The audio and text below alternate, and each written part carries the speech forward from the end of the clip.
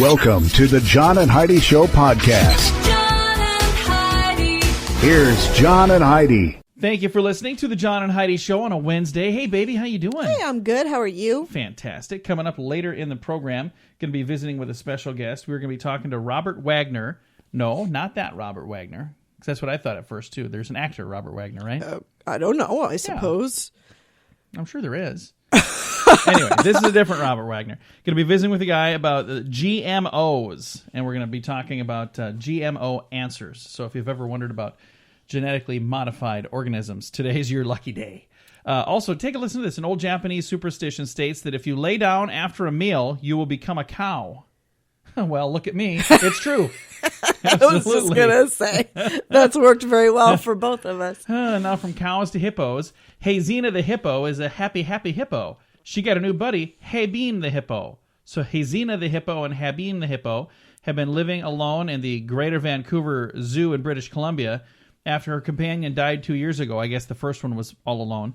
Zookeeper said they saw when she saw her new friend, she greeted him in fine hippo fashion with lots of grunts, some growling, and bubble blowing in the water. That's exactly what happened when we met. That's how we met. No, that's not. I like hippos. I do too, but you love elephants.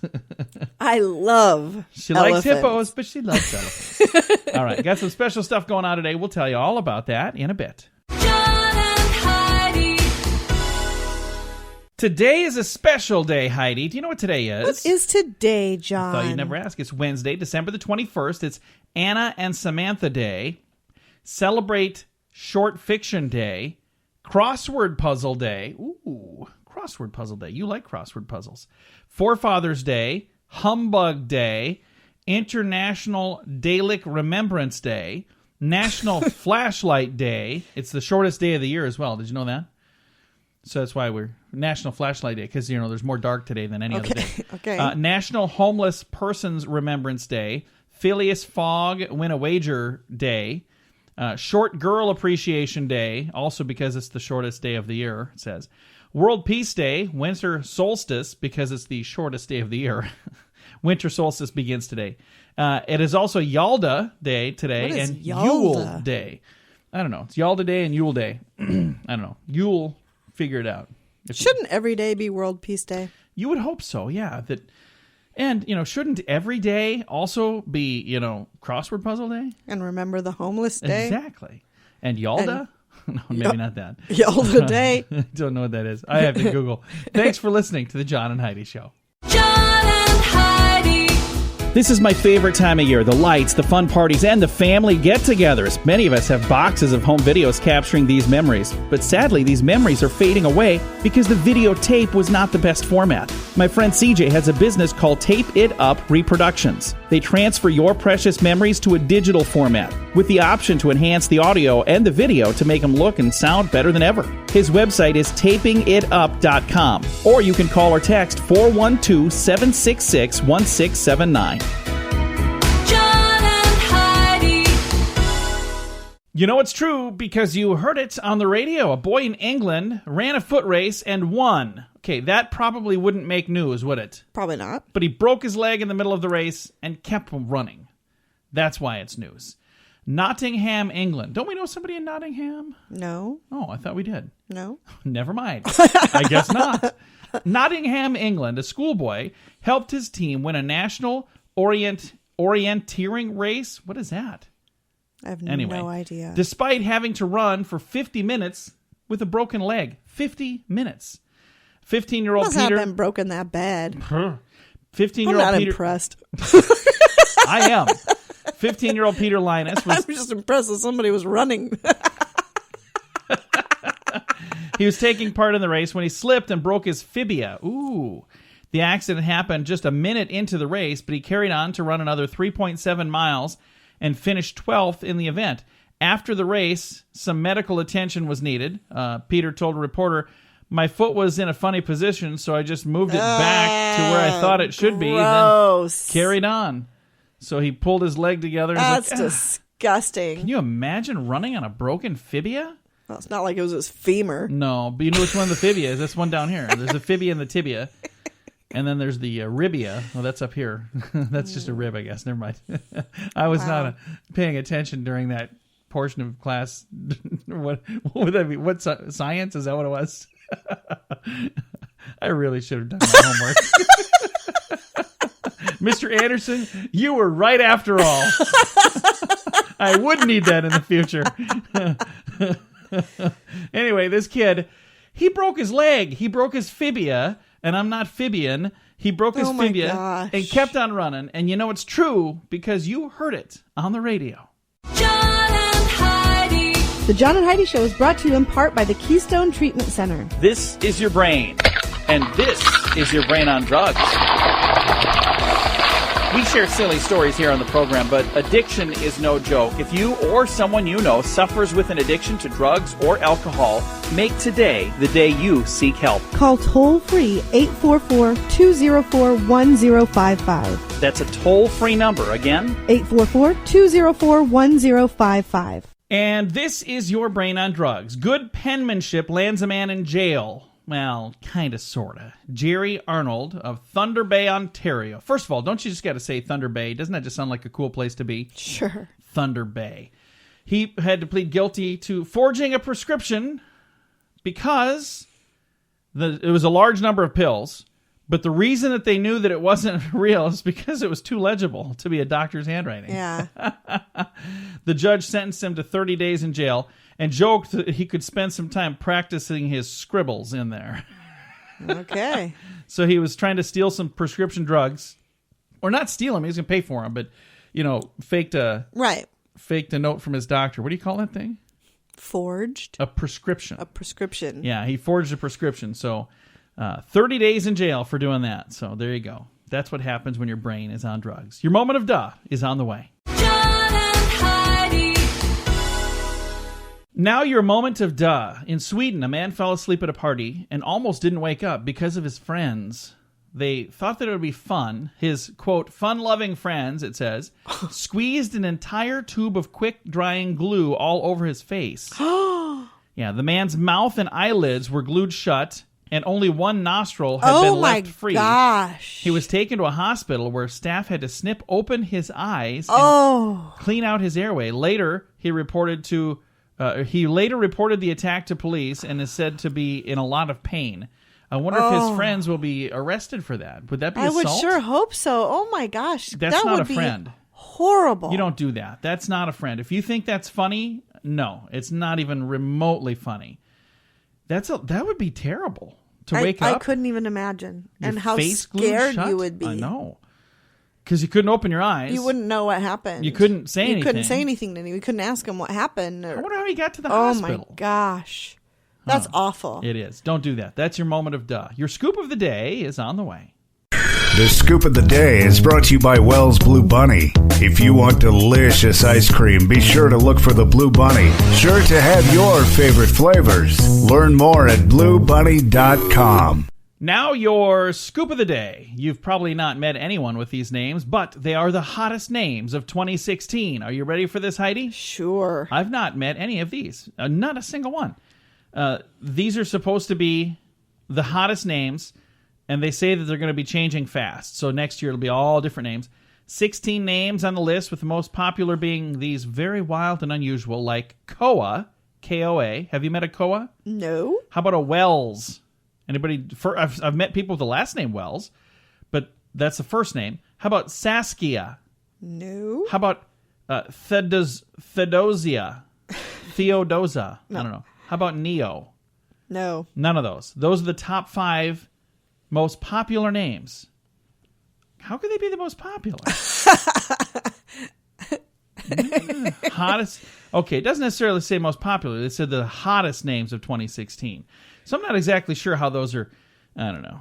Anyway, by the way, if you named your children one of those things, that's all fine and good. It's just not. I've never heard of those before. No. And with our last name Small, can you imagine being named Neo Small? I mean, that sounds like... You just have to be careful. I can't that imagine sounds having like the a name disease. Neo with any last name. Came down Could with you a bad imagine if case your of last name was Porin? Neoporin? Sporin? Oh, boy. All right. Turns out we were wrong. There are not 200 billion galaxies in the universe, more like 2 trillion. NASA announced last week that the number of galaxies in our observable universe, why can't I say that word? Observable universe is about 10 times higher than we thought before. You know what that means? No. That means that there's way more stuff out there than we thought before. Oh. Anyway, the Hubble Space Telescope is finding more and more stuff, and they've added an even bigger telescope now is in the works to see, farther beyond the things that we didn't even know were there before.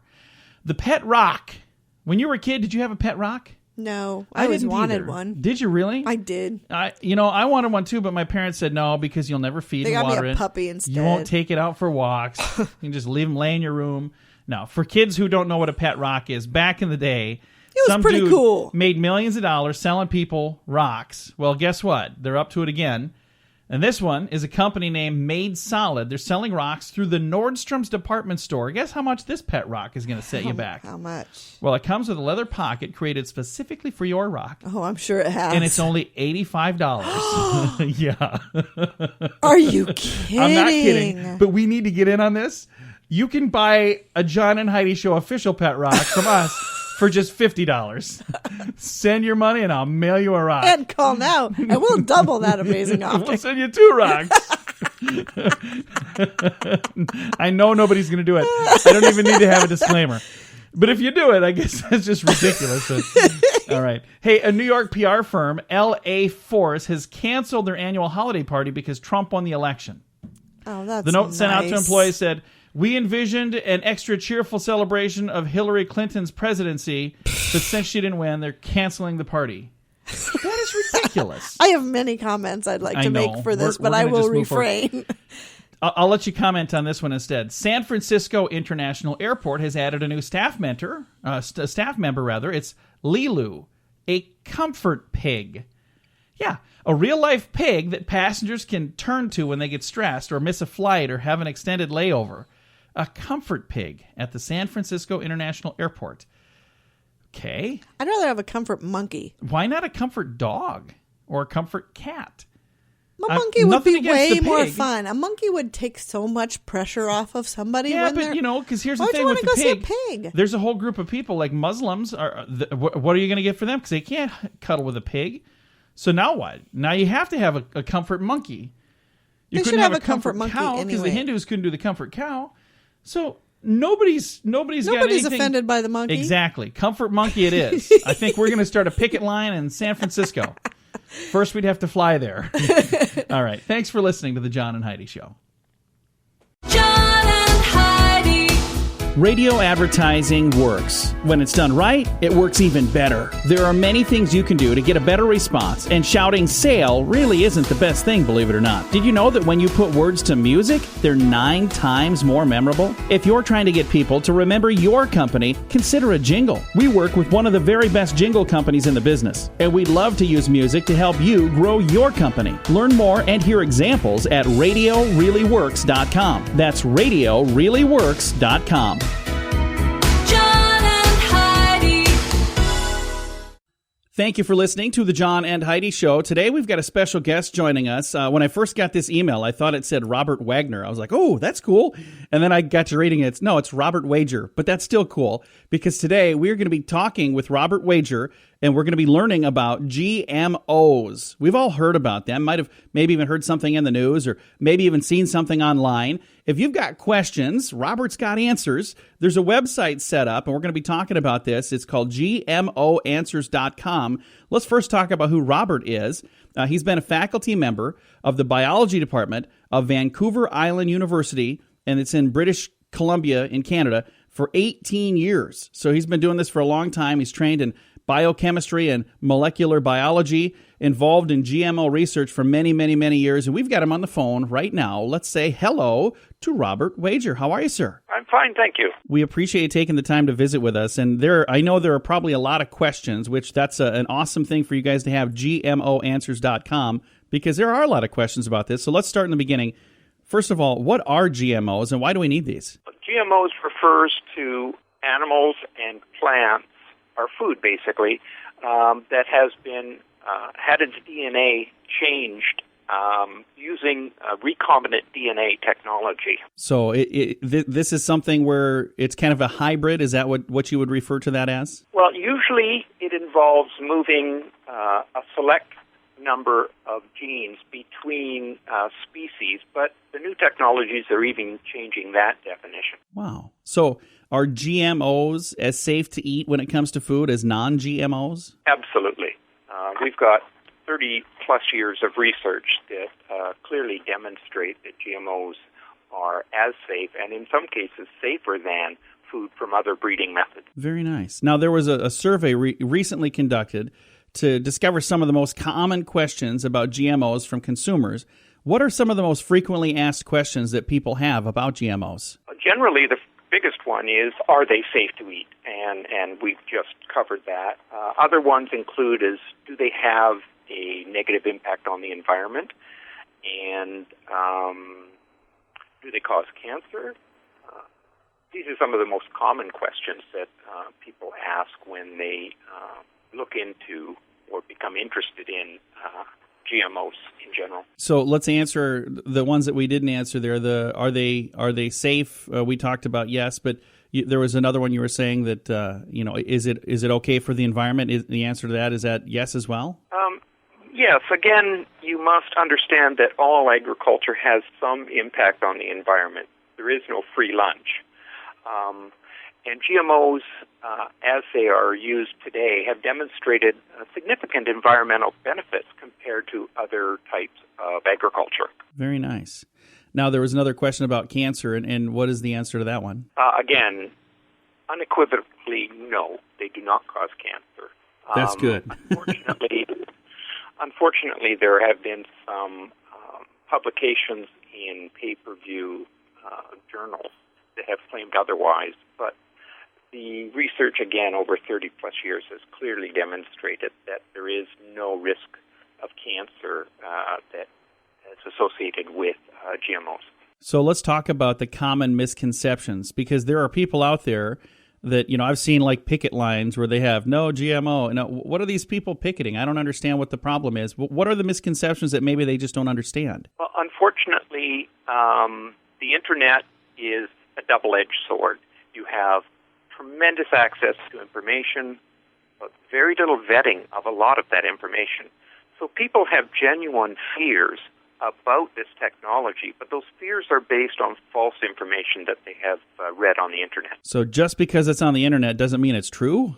Yes, that's correct. Well, if people are looking for the real answers, you guys have a website set up, and it's a really simple name to remember, gmo-answers.com. How long has this website been set up? I think it's been 2 or 3 years now. I've answered a few questions for them. I have no direct affiliation with this organization.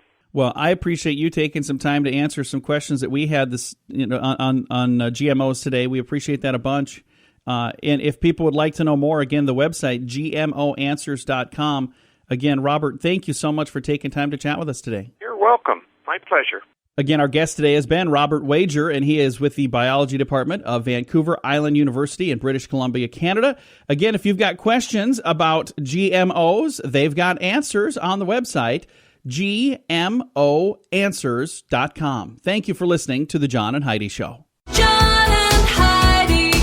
When is the last time you changed the air filter on your furnace? Now, don't be embarrassed. That happens to a bunch of us. The furnace filter should be changed often. This will help your heating and cooling system run more efficiently, and it'll even extend the life of your system. Now, there's an easy way to make it happen. Filter Easy, a new subscription service that delivers your size filter right to your door on the schedule you choose. It's easy. Filter Easy. One less thing to worry about. Learn about a special offer available now at radiosavings.com. John and Heidi.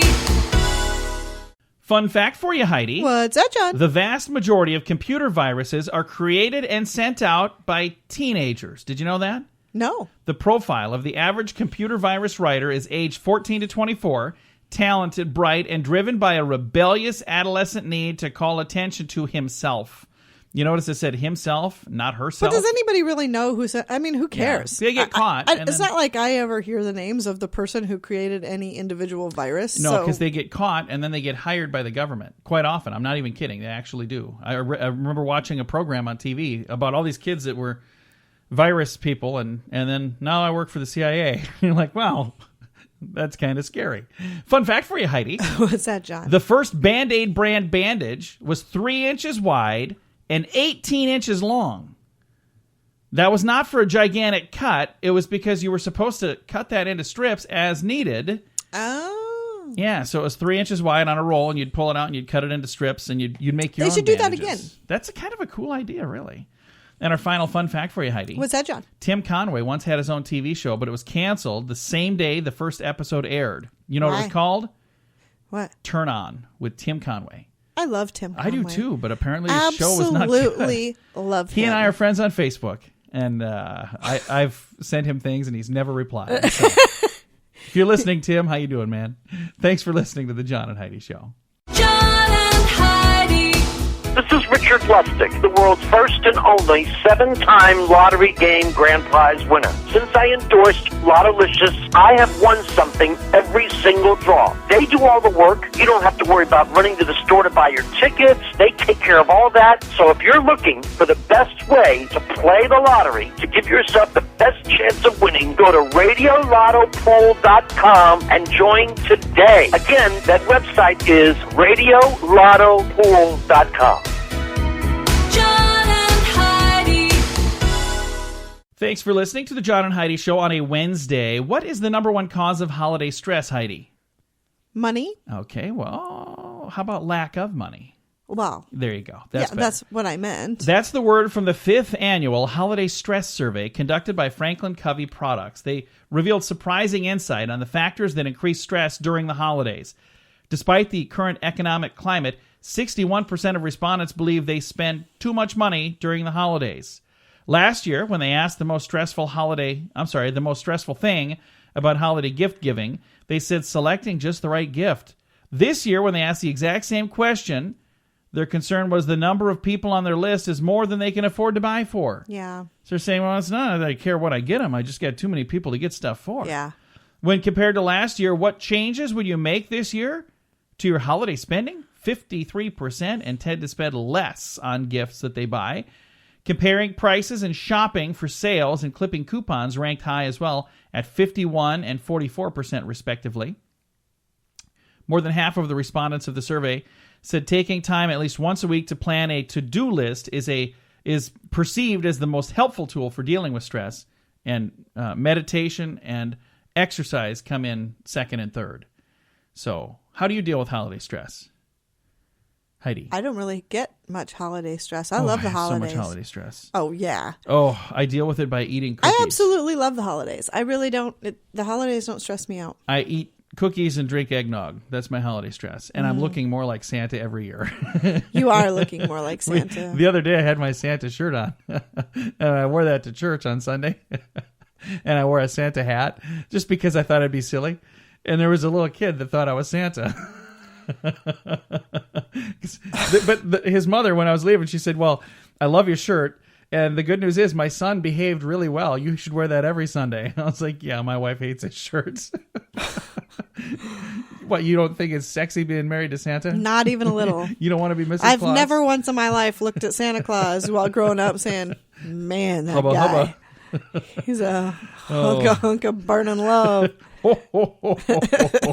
Should I not laugh like that? Not at all right. attractive. Coming up, we're going to talk about hugs. They're healthy. We'll tell you all about it in a bit. John and Heidi.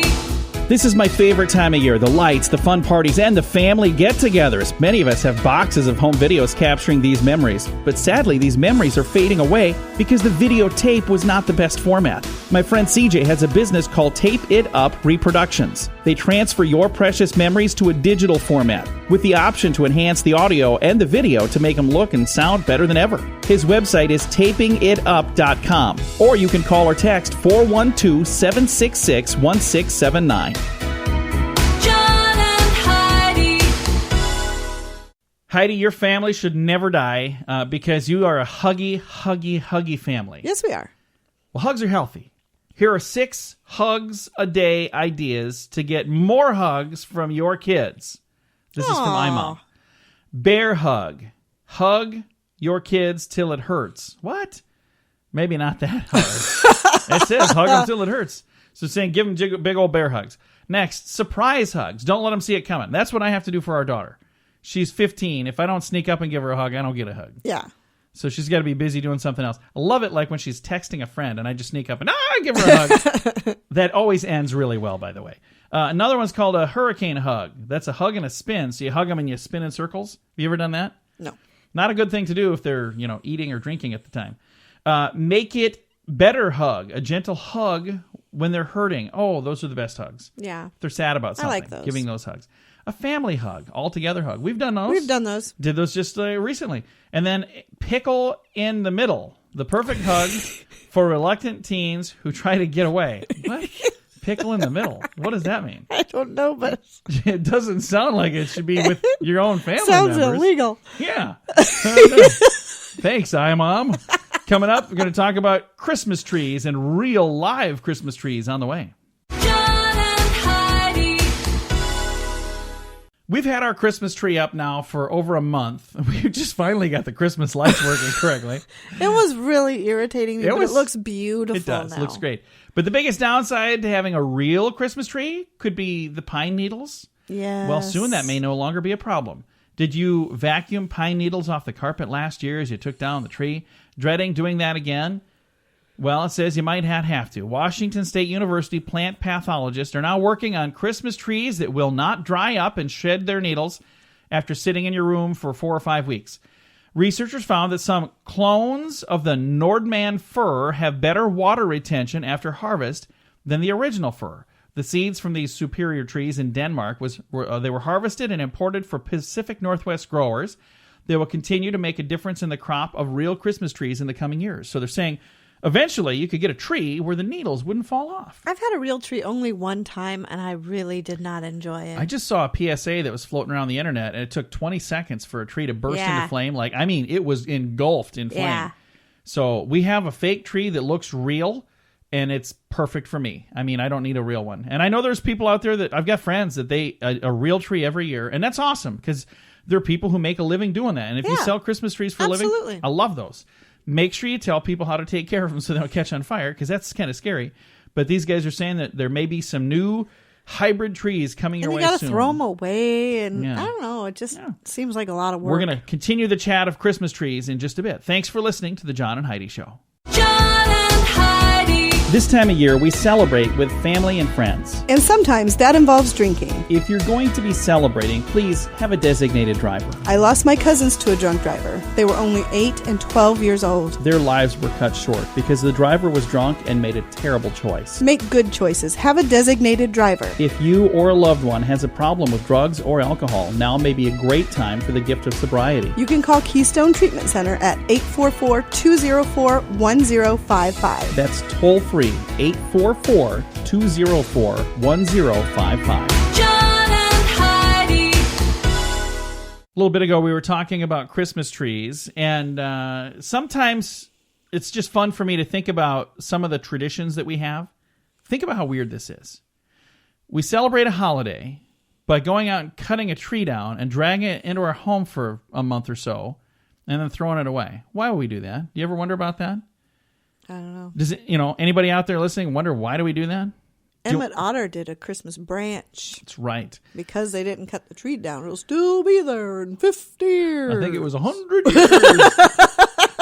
We're going to watch that tonight. Then I'll be able to tell you. I love that movie. Emmett Otter's Jugman Christmas.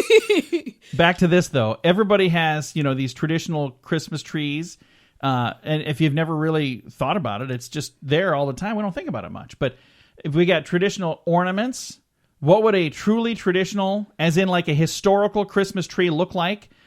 The person most commonly credited with, being the first Christmas tree person is Martin Luther.